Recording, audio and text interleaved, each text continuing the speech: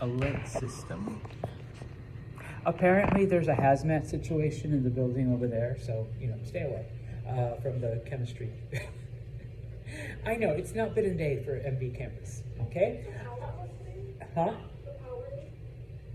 The power went out. The power's back, obviously, but it was out everywhere. Apparently there was some chemical spilled in the chemistry building that's right over there. So yeah, they had to do all that shit. Anyways, okay, so it interrupted my phone because I didn't do the do not disturb. But in case they tell us to evacuate, I kind of have to keep it on. Anyways, okay, so lost my thought. All right, now none of this really happens.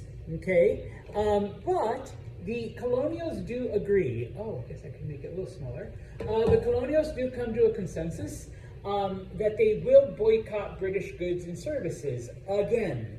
Okay, now it worked for the Stamp Act, so that the British, with that boycott, the British got rid of the Stamp Act. It didn't work for the tea tax. Okay, people still kept buying tea and whatnot, and so they're hoping that this time it will work. Okay, also, okay, they do send a petition. Okay, they do send a letter to the king and to Parliament. Okay, asking them to undo all of these things that are meant to punish Boston. Okay, number one. All right. And then, of course, number two, they asked to be represented in Parliament. Okay, well, the petition is rejected. Okay, Parliament says no. You already have virtual representation, and the people of Boston, they knew what they were doing. They destroyed private property. They need to pay for what they've done. So that's that. Okay, now being rejected by the British. Okay, we begin to see then more and more people following and listening to the more militant of the colonials, like the Adams cousins and a couple of other people. All right, but once again, what I want you all to remember, and whenever I teach this class, is that one, this was only a very small group of people still. Okay, it wasn't like a widespread call for revolution. Most of the people right now, and this is 1774, are not looking to be their own country. They're not looking for independence. All right, they just want these taxes undone, unless they can have a voice in Parliament. Number one. Number two, they want the punitive stuff against Boston to be over. Okay, how are they supposed to pay back if you're there to punish them? If you closed off the port, if you're not letting them, have their livelihood.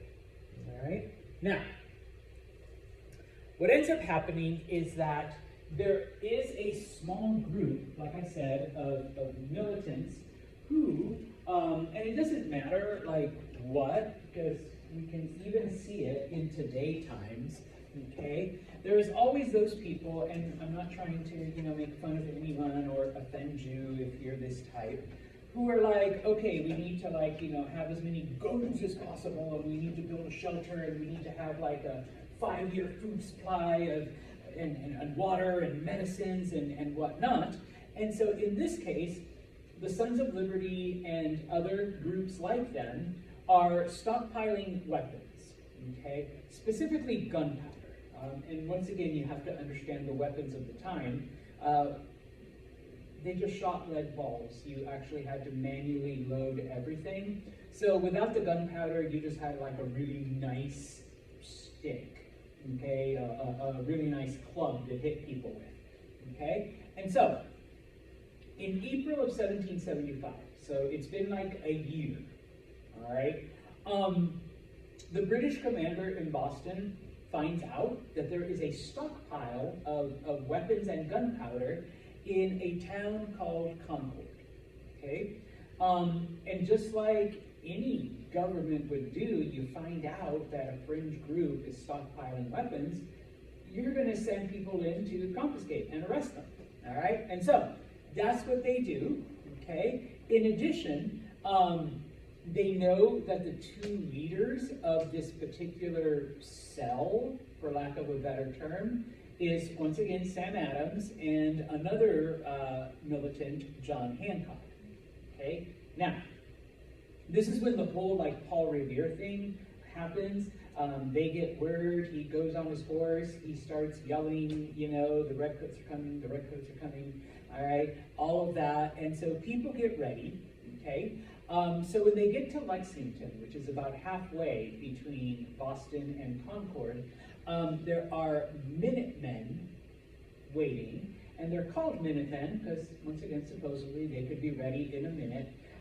They were the local militia, all right? Now, I do have to explain that for the most part, and even through United States history, the colonials did not like having a professional army, okay? They felt it was the path to tyranny, having a standing armed force. But they did recognize that there was danger out there. And so, sorry ladies, every man was required to have a weapon, all right, and know how to use it. If there was danger, you were called out. Usually they rang the church bells. You assembled, brought your weapon with you. You went out, you took care of the danger, you put your gun back at home over the fireplace, and you went back about your business, all right? Next time there's danger, you get called out, you grab your weapon, you go, you take care of the problem, you go home, okay? And for most of colonial history, and even into part of American history, that was more than enough, okay? You had your weapon, you used it when you had to, otherwise you went back to what you were doing. And so in this case, these men assemble, there's about 500 of them, okay?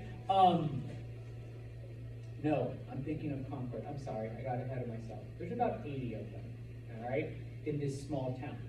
They get together because, you know, here come the British, all right? Now, they never actually really meant to fight, okay? They were just doing what they were supposed to do, and the British commander tells them to disperse.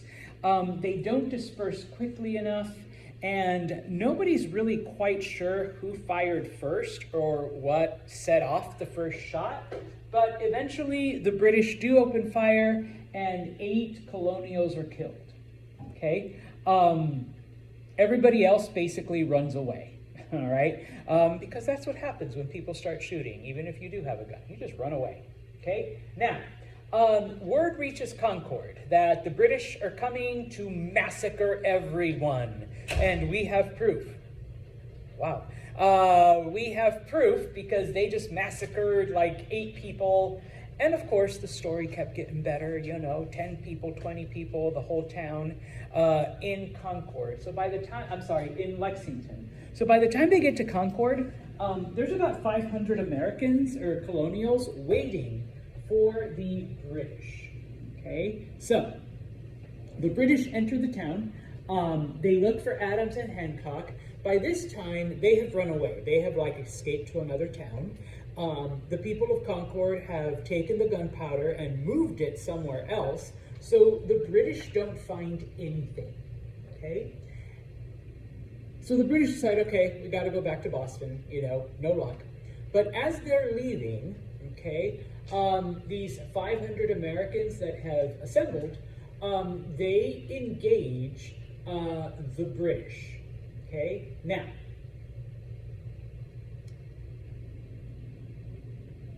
surprise of surprises, the colonials actually win the first battle. The British retreat. Okay? And as they begin to march towards Boston, various colonials are hiding behind fences, behind rocks, behind trees, and picking off the British one by one. All right? Now, I'll show you 1 or 2 examples in a minute, but Okay? You have to remember that at the time, and hopefully you can still read this, okay? Armies fought facing each other, okay? And, you know, they volleyed, you know, these lead balls, and then the row behind you fired, and then the row behind you fired. And you would take steps towards each other, and then eventually it would devolve into like chaos, and everybody, you know, is fighting everybody else, okay? Because this battle happens on a bridge, and it is not the entire British force, okay? The colonials, the Americans, are able to win because they're, you know, bottlenecked, and it's not the entire army. On the way back to Boston, okay, while the British try to form, you know, their lines, okay, the Americans just hide behind something and pick them off, okay? This was actually considered a dishonorable way to fight. Like, if you fought in an open field facing each other, type of thing. And so the British are not used to that type of warfare, okay? Now,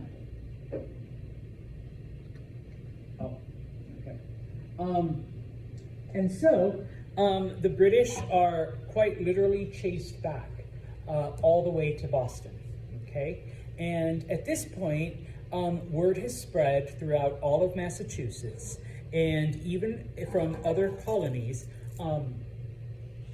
There are soldiers that have arrived.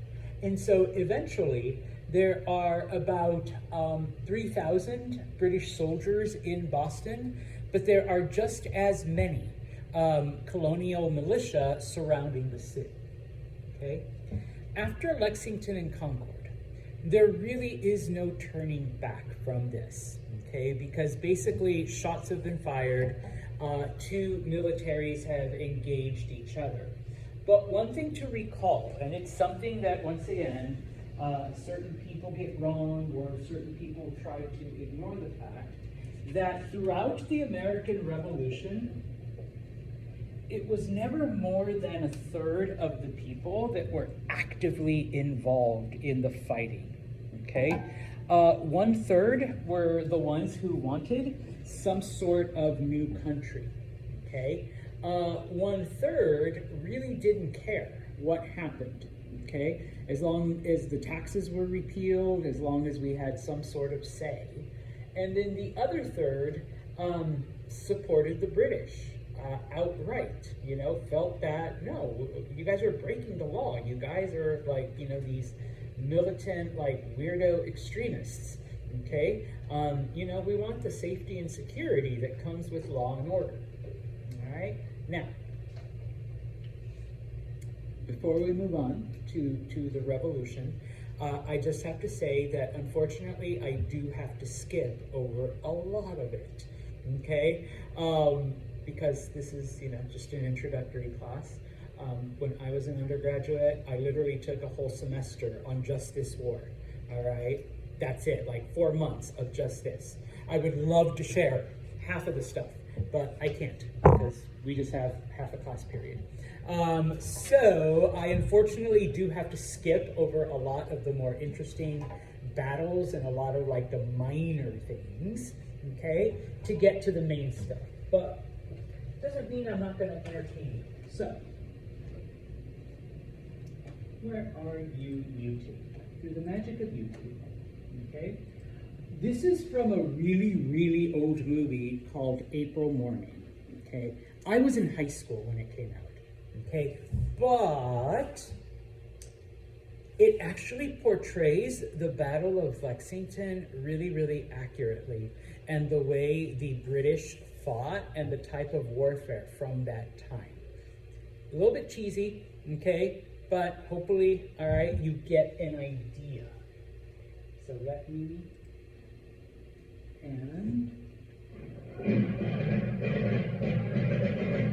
so this is the Battle of Lexington. This is like the first skirmish.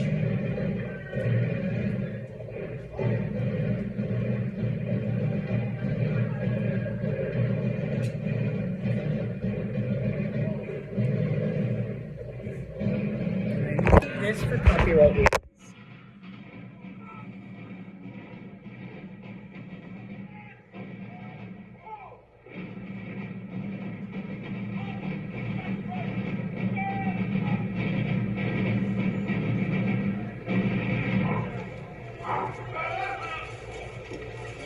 If there's no obstacle, sir, shall we pass them by? We will not.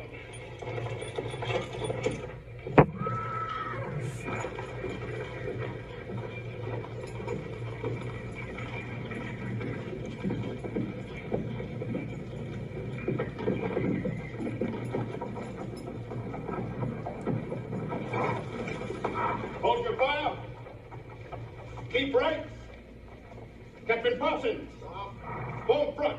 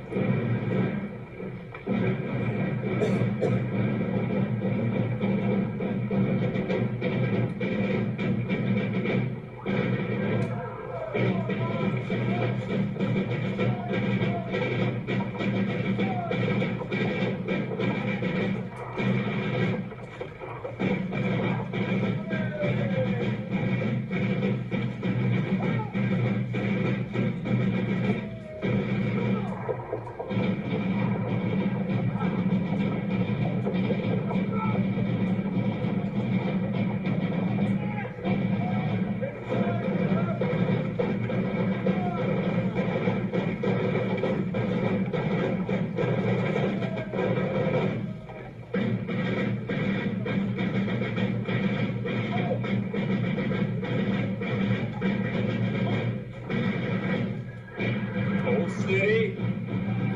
Hold steady. Do not fire. Nothing without day begin at first.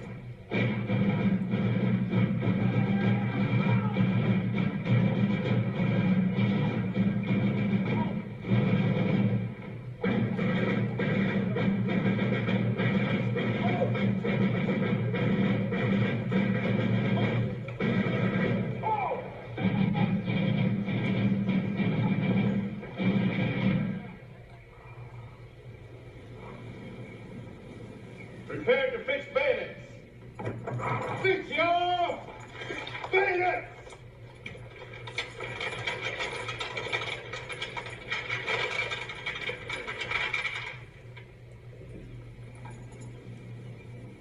Shoulder your bayonets!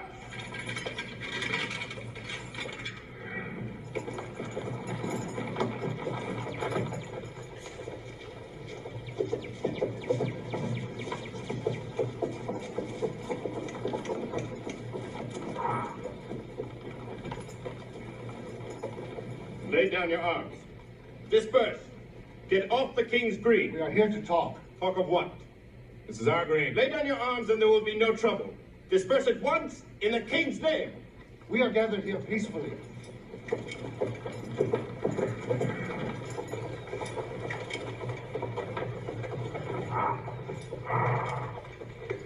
Hold your fire. Charge your bayonet!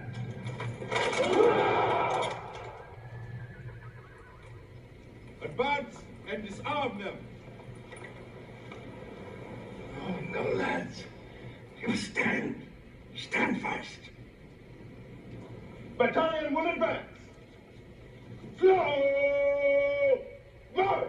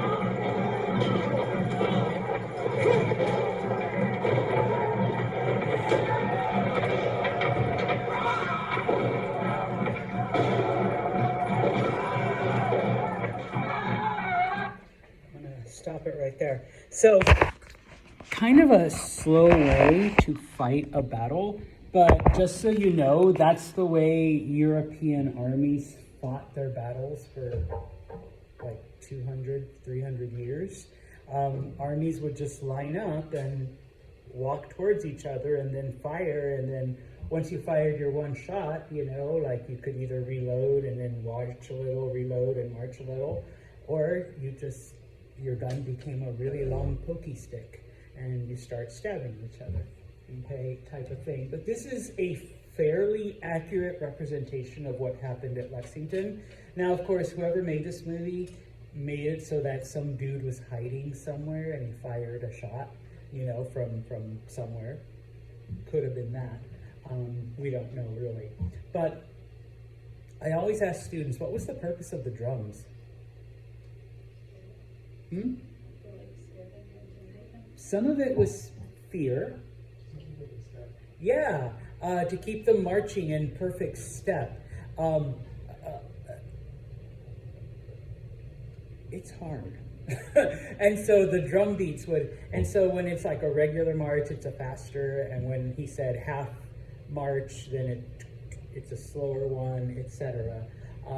And sometimes we were like, well, like they took so long to line up and to put their bayonets and to shoulder, and why don't you just start firing that? Well, no, because that was against the rules of combat. No, you don't do that. That's not the way honorable men fight. Okay, you do your whole thing. All right. So when we talk about, you know, the different battles, that's what we're looking at. Okay. Now, before I show you, I want to show you one more clip. But after Lexington and Concord, once again, we see more appeals being sent to the king, being sent to Parliament, and of course, you know, they are rejected because, you know, no, we're not going to let you get away with this rebellion, okay? And so, little by little, we begin to see the colonies preparing for war, preparing for combat. Number one, we see Congress beginning to raise money, because remember, all wars cost money. Whether you are the dominant side, whether you're the rebels, whether you're whatever side, it's going to cost you money, number one. Number two, and once again, unfortunately, we can't get into too much of this, George Washington from Virginia is appointed as the commander of the army that will represent all of the colonies.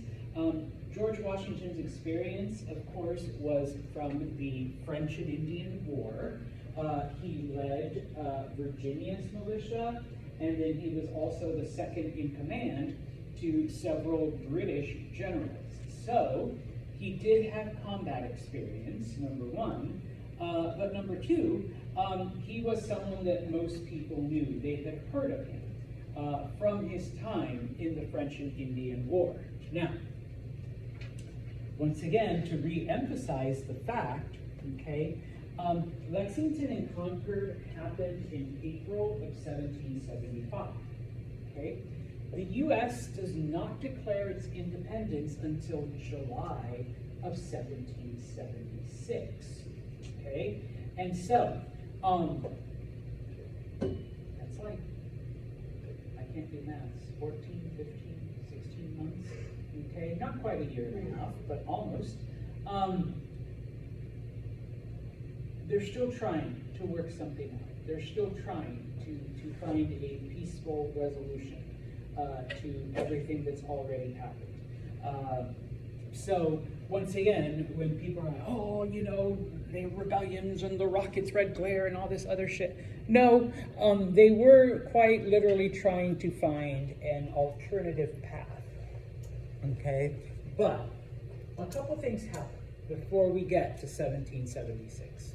Number one is the publication of a pamphlet called Common Sense.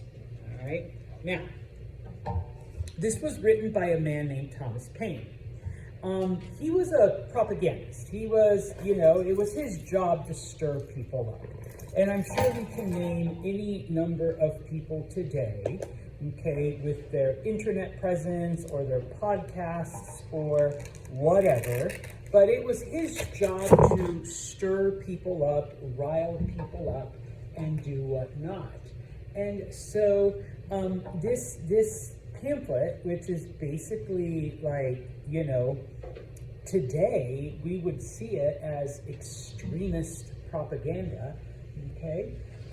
He came up with like all kinds of arguments, some of them good, all right, for independence. Some of them just seemed like, where are you getting this from, okay? It's an interesting read. You can find it online. It's, you know, it's free now. Obviously, it's like a, you know, 250-something-year-old essay, okay? But number one of his arguments is that Britain is like this teeny tiny island, whereas America, you know, the colonies are this huge continent, and that where in nature do you see that a smaller entity dominates over a larger one?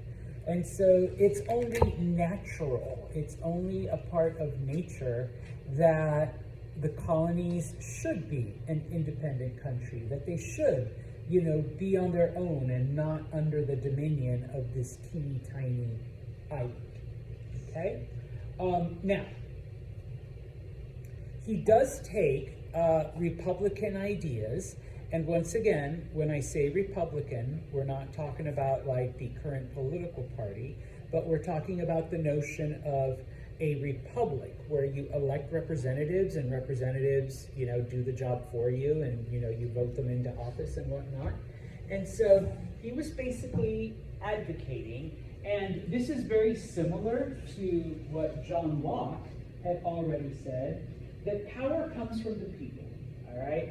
You guys are the ones that decide through your vote, okay, what type of government and what type of organization that you have, okay? And this is why it's important for you to have a voice in Parliament, okay? This is why we've been asking for those things. But Britain is a monarchy, okay? They're telling us, so from the top down, they're telling us what we can and can't do, and they don't give us a voice, okay? So since they won't do that for us, okay, we need to create our own, you know, Republican form of government where we decide who our representative will be, and then that representative, you know, will meet with other representatives, and they'll decide what's best for all of us, okay? Now, most of you got this right when we talked about the town councils and you know, open forums that New England was fond of, okay? This is where he's getting that idea, okay, type of thing, all right? That this is the type of government we have. And he even threw, you know, to appeal to the religious folk, you know, so how in the Bible there were Republican ideas in there as well, okay? Finally, and this is where the title Common Sense comes in, he basically appealed to the people that, yeah, and a lot of people truly believe this, that if you want to have common good, if you want to have society be better, some of us have to give up our own desires, okay? But that's okay, because I give up a little, you give up a little, you give up a little, and everything becomes better, though, for everyone. And we've shown England, we've shown Britain that we're willing to give up certain things, okay? All we're asking for is representation in Parliament, but they're not willing to do that, okay? So it's time that we create our own, okay, Parliament, okay? Now,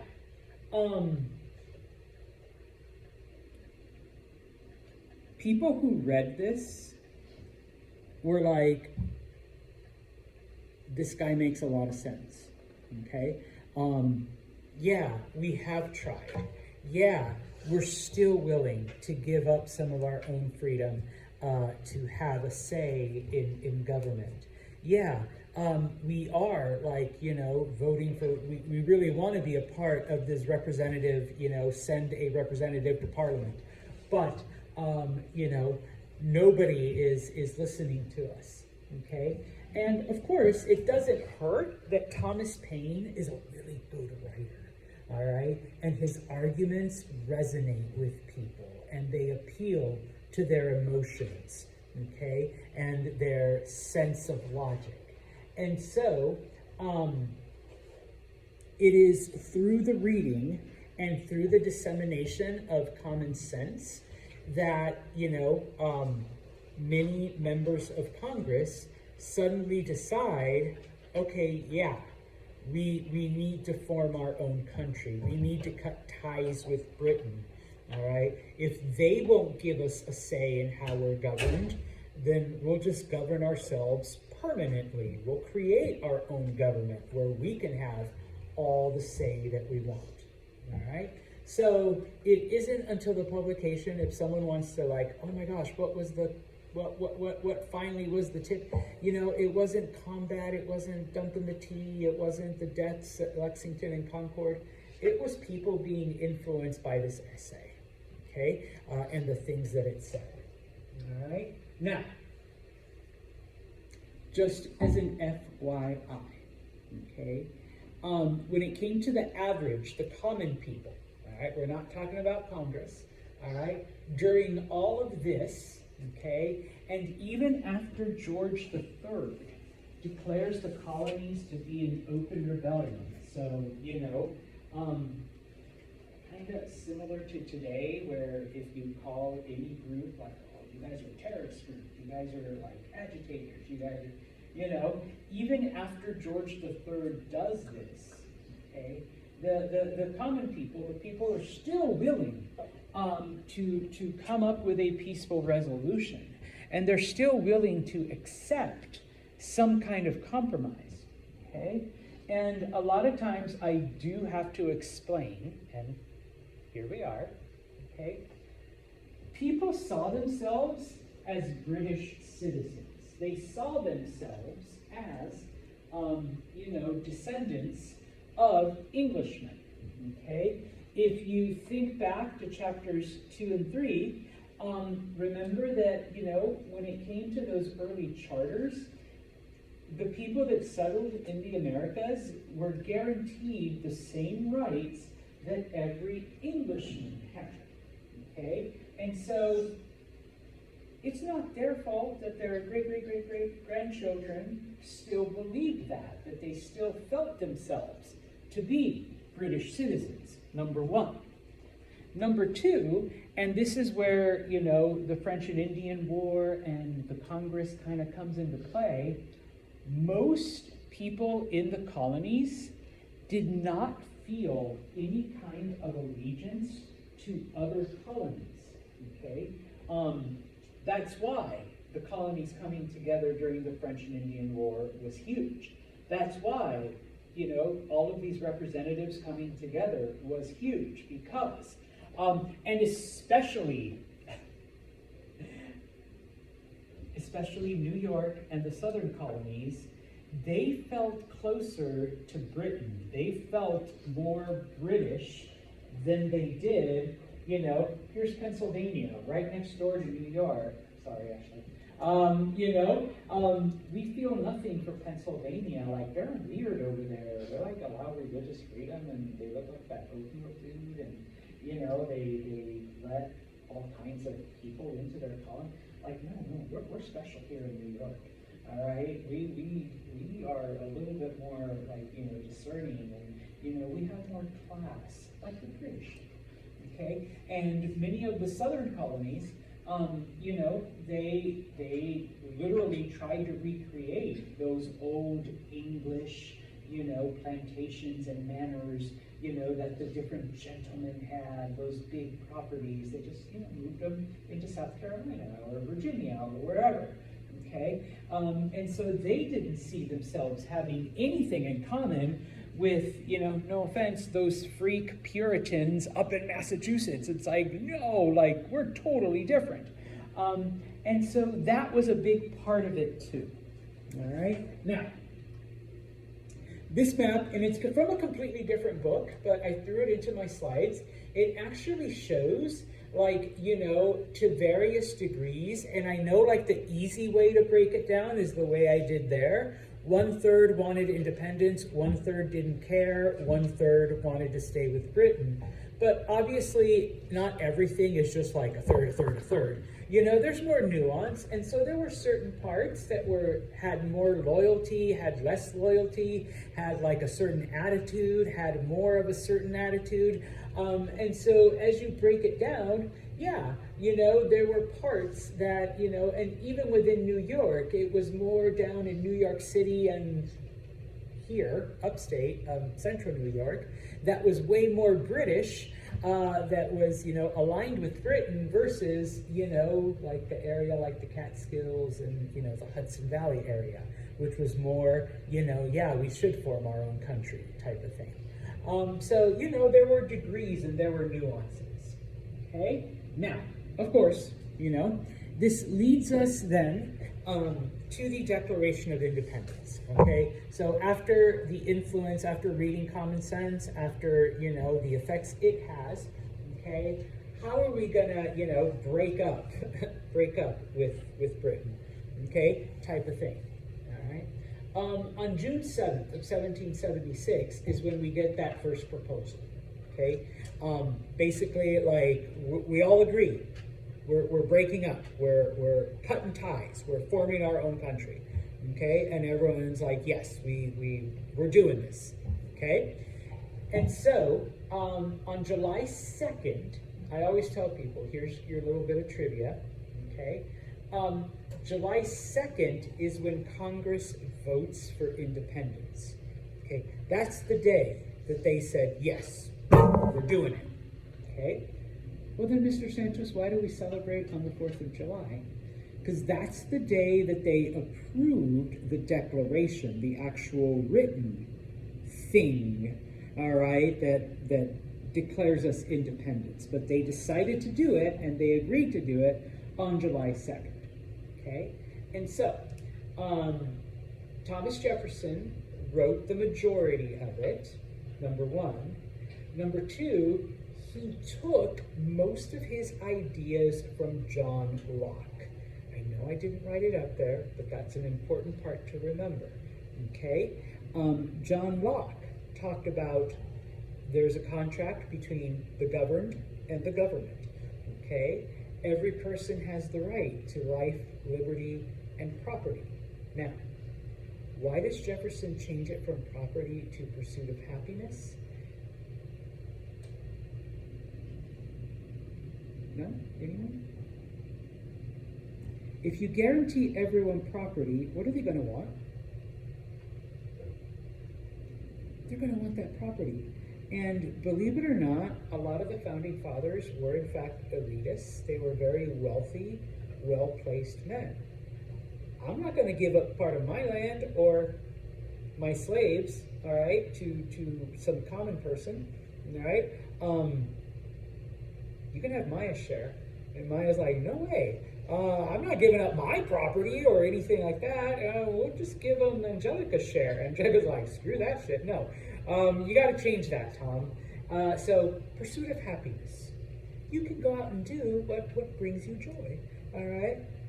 Doesn't mean they have to give up our land. Doesn't mean we have to give them anything. We can just tell them, go out and be happy. And there you go. Okay?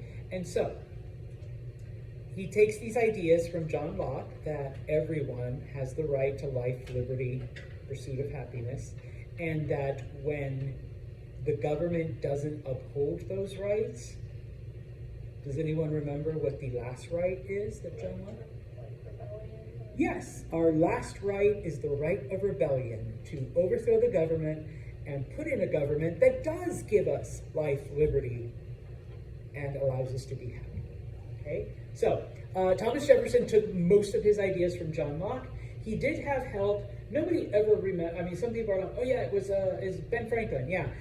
John Adams, okay, but nobody remembers good old Roger Sherman and Robert Livingston.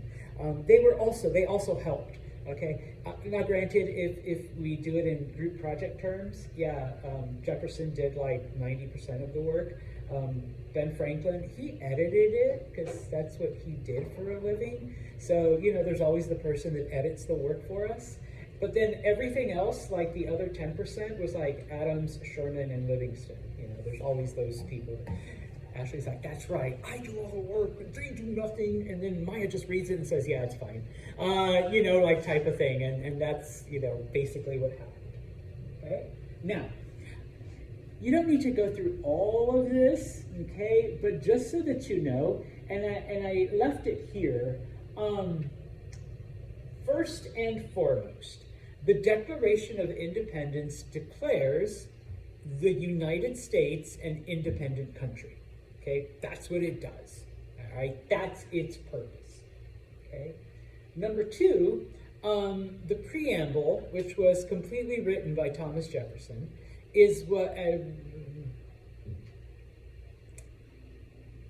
copied by Thomas Jefferson, is what I mean, he added some of his own words too. But that's what gives its impact. That's what the part that people remember. When in the course of human events, blah, blah, blah, I used to know the rest of it. Life, liberty, and the pursuit of happiness, and, you know, all of that stuff. Okay? And so, we begin to see then, okay, this turn. We need to get the people to stop thinking of themselves as English, as British, and try to see themselves as American. This would take a lot longer, and we'll talk about it when we talk about things like the War of 1812, because most people still saw themselves as New Yorkers and Pennsylvanians and New Jerseyans and Massachusettsians and things like that, okay? And I added there just to remind you that, yeah, the whole concept of the pursuit of happiness, that was new because we had to change the wording. We don't want people to get weird ideas in their head that they can just show up at Oma's house and take her land and all of her possessions because, you know, they're guaranteed property as well, all right? The preamble, just so you know, so that preamble is the part that most people are familiar with, that outlines the different rights that people have. And we have these rights as a part of nature. They're human rights, all right? It's not because we're English, it's not because we're British, it's not because we're colonials, okay? And as Maya correctly identified, the last right is the right of revolution, if the government does not protect them, okay? Believe it or not, this is just like the first paragraph, and it's not that long. The bulk of the Declaration of Independence is a list of grievances. Everything that the British have done wrong, everything that they've done to, pardon my medieval English, fuck us over, all right? This is what they did, okay? True story, during Donald Trump's first term, the first Independence Day, NPR tweeted, back when it was still Twitter, parts of the Declaration of Independence. They only tweeted this part though, the list of grievances, and it was hilarious because, and no offense Trumpers, if there's any of you in here, but Trumpers were getting upset because they thought that they were criticizing Donald Trump until someone pointed out, this is just the list of grievances from the Declaration of Independence. So if you're actually taking it personally, maybe you should think about the shit that Donald Trump is doing then. Because it's literally like, he's taken away our rights, he's arrested our leaders, he's, you know, quartered troops in our cities, he's like, shit, okay, yeah, okay, all of that's happening even again. So it's like all of these things, and it's just the list of grievances, okay? The very last part, it's literally 3 sentences. One more appeal to remain British subjects, okay? We've tried, we see ourselves as British, but you obviously don't. And then, of course, saying that, okay, well, we've met the conditions for revolution, and it's your fault. And so now we're invoking our last right, which is the right to rebel and the right to create our own country. All right? Now, it wasn't like today where you can just like sign one thing and post it to social media and it's all out there, okay? Obviously you want this disseminated far and wide, so there were literally dozens upon dozens upon dozens of copies made, okay? When someone hands you a flyer for anything, what's your first instinct? Throw it away. That's where most of the copies of the Declaration ended up, okay, in someone's garbage, although they might have been used to light a fire, because that's how people kept warm back then, okay? A few of them were saved, you know, in private collections, but most of them are in fact gone, okay? The one that is typically shown in this picture and in any other picture you may or may not see is the copy that is kept at the National Archives in Washington, D.C., okay? Unfortunately, you really can't see it right now. It's closed because of the shutdown, and I think they've even limited how many people can go in to see the Declaration. I've seen it. I've been to the archives. It's in a room that's even darker than this because obviously natural light can, it's almost 300-year-old piece of paper, all right? So natural light is gonna ruin it, type of thing. And yeah, you can make out like all of the stuff that you see there. I know it's kind of an old movie now, but if you ever saw National Treasure, no, there's no treasure map on the back. And I know whenever I watch it, I'm like, all of those lights? No, it has to be dark. This is an old document. You know, it is behind like 8 inches of bulletproof glass. That part was true, okay, type of thing. You're not allowed to take pictures of it though. You know, like in the movie they show people snap. No, oh my God, they see you with a camera, you're tackled by security right away. Because once again, any kind of light is gonna damage it more, okay? One of the interesting things, and once again, this also shows just what a dangerous thing like this whole rebellion was. There's a total of 56 signers on the Declaration of Independence. On July 4th, only 30 of them had actually signed. The rest of them were like, oh, God, I signed that. That's like deep shit, right? And Ashley's going, yeah. All right, careful. Like, you know, once you put your name on it, I mean, that's it. There's no going back. And so, you know, people were naturally like, yeah, you know, okay, I guess, you know, better really think about this type of thing. All right? Now, no, let me go back. Don't copy that down, okay? Once again, unfortunately, I can't get into all of the battles. I can't get into all of the things that go on, okay? But needless to say that the first 2 years of the war suck for the colonials, all right? George Washington literally lost every battle he fought, all right? The British were winning at just about every turn, all right? Now, one of the biggest mistakes, okay, and this is later corrected, so this comes the second clip, is that certain men like Washington and some of the other generals that were chosen were trying to fight the British in the way that I showed you, okay? Like in an open field, you know, army to army, okay? So this clip is from the movie The Patriot, all right? Now, this movie is like almost 95% inaccurate. It is pure Hollywood entertainment, but they do show the battles correctly, the way the armies fought, and that's why I'm showing this to you, okay? The rest of it, like seriously, the rest of the movie is pure fiction. If you want to watch it because you like Mel Gibson, or you want to be entertained, or you like people's heads being blown off, that's fine, okay? The background is from a true story, but obviously it's been altered and rewritten and reshot and elements combined to make it an interesting Hollywood movie. But I just want to show you the battle scenes. Or if you like Heath Ledger, it's one of Heath Ledger's movies as well.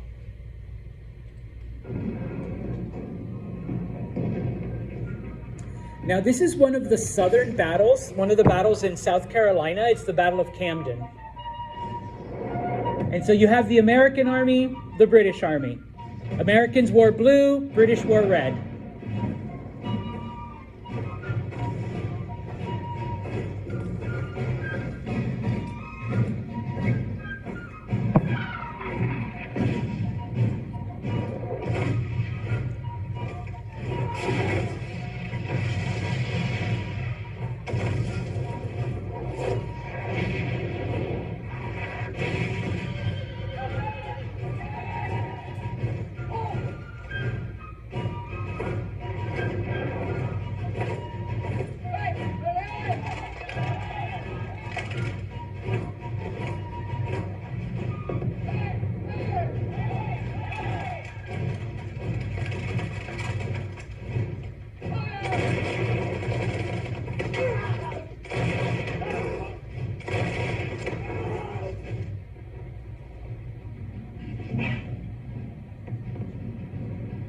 I'm not coming back. No, I didn't expect you would.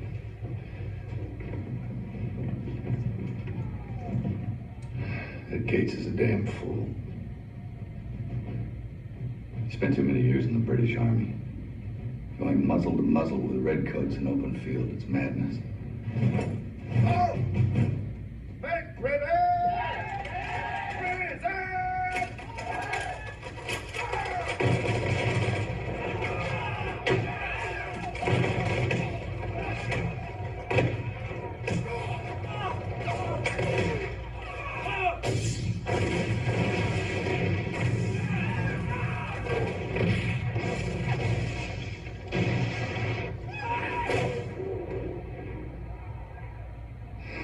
This battle was over before it began.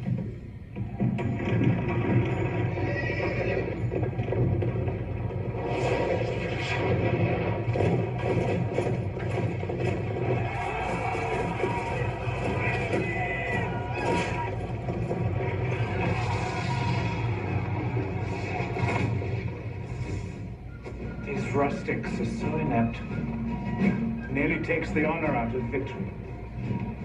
Nearly. All right, so, like I said, it's been Hollywoodized. I don't think anyone got their head blown off by a cannonball like that, but who knows? You know, but it makes for good entertainment. Mel Gibson's line, and Horatio Gates was an actual general, where he's like, yeah, going toe-to-toe in open field with the British Army is madness. Okay, yeah, the Americans aren't going to win that way because they're more experienced, they have a bigger army, they're more disciplined, and so basically for the first 2.5 years of the war type of thing, that's how it goes for pretty much every aspect of the colonial army, okay, including for George Washington.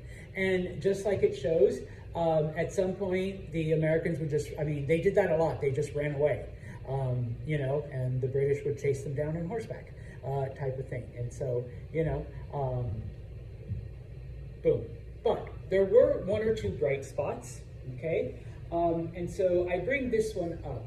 It's called, you know, the Battle of Trenton and the Battle of Princeton. It wasn't really a battle. December 25th and 26th of 1776, okay? George Washington had, just imagine the clip I just showed you, but Washington being the general, had his butt kicked all across Long Island, New York, across New Jersey, and into Pennsylvania, okay? Like, he literally, like, ran the entire time. And so, while he's in Philadelphia, kind of hiding out, it's, you know, what is December 25th? Christmas, okay? Now, sometimes people try to make this into like this huge deal, like, oh my God, like they fought on Christmas, they sacrificed their thing. They were like, most Americans didn't celebrate Christmas until the late 1880s. I mean, they went to church on the 25th, but that was it. Okay, the way we think of Christmas celebrations don't start until around the Civil War, but they don't pick up steam until after. honestly, it isn't until Macy's displays in New York City in the 20s and 30s that we don't get like the red and the tinsel and the Santa Claus and all that shit. Okay? And the British don't really do Christmas until the publication of A Christmas Carol, also in the late 1800s. But guess who does celebrate Christmas? The Germans, okay? Because that's where most of our Christmas traditions come from, okay? Now, the British hired German soldiers, specifically soldiers from a German kingdom called while they're called Hessians. So these are mercenaries, and they have been celebrating Christmas because it's a German thing. And so, yeah, they got drunk, because that's what you do at Christmas parties, and whatnot. And so George Washington attacks them the next morning, when you're hungover. And so, yeah, he's able to defeat them, okay? So kind of taking a page from, well, Mel Gibson wasn't there, but from Mel Gibson's line, you don't face them in open field, okay? You got to start doing this crazy shit, all right? And so, yes, okay? And I put there, like, yeah, most Americans didn't celebrate Christmas. The Germans did. To the Americans, it was literally just a extra church day you went to, and that was it, okay? So a lot of times I tell people whenever I see, like, holly jolly Christmas, and it's like 1801. Like, no, that is inaccurate. That is wrong. You're about, like, 80 years too soon, all right? Americans don't start doing it like that for, like, not until, like, the 1880s. All right, and they don't start doing it the way we do it today until like the 1920s and 1930s type of thing. So a week later, he attacks Princeton, and there's like a small British garrison, like, 30, 40 men. He's able to beat them. All right, so now we have, a little bit of victory amongst 2 years of defeat. Okay, I'll finish with this because this is one of the most famous portraits of George Washington crossing the Delaware to attack these German mercenaries, okay? This was painted in the 1890s. So, it's not like some dude was standing there watching them cross and, ooh, yeah, take a good shot, all right? It's not like, are you getting my good side? Hey, take out your phone, Ashley. Yeah, all right, yeah. Hashtag winning, all right, yeah, no, okay? And so, this was propaganda. This was, we're trying, actually, I'm sorry, I lied. 1876, because it was drawn for the 100-year anniversary, okay? I was thinking of a different portrait, all right? We gotta make it, like, exciting. We gotta make it, like, America, they won because, the heavens opened up. Supposedly they crossed at night, so why is this light coming out of the sky? Oh, that's God blessing Washington. And notice, like, he's like a savior. Most of the light is falling on him. All right, if you want to do the, you can. All right, have like some angels, like, playing a choir type of thing. The Delaware wasn't frozen over that year, at least not to that extent. That doesn't usually happen until late January, early February. So, the timeline's wrong there. They've already done the studies that, if you tried to stand in a boat like that, you'd fall right over, okay? So it's, and they didn't use this flag yet.